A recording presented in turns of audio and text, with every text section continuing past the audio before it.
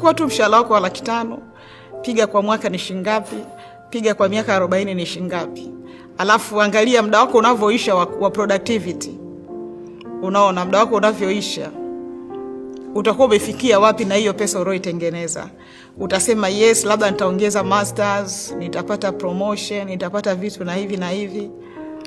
Fanya vyote, ongeza vyote kwenye calculation. Ni sawa umeongeza masters, let's say umetoka 500,000 na milioni. Piga milioni 1 kwa miezi 12 ni shingapi? Hapo hujatoa ile matumizi ya kila siku. Milioni 1 kwa miezi 12 almost milioni 12. Hapo hujaitumia, hujaifanya chochote, ni hela kama hela. Alafu sasa chukua hiyo milioni 12 kwa mwaka. Alafu angalia na maono yako, angalia na muda wako wa productivity. Sasa kama umeamua kutafuta hapo nini?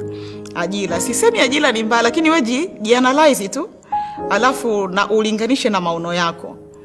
Kwa milioni 12, maono yako utafika?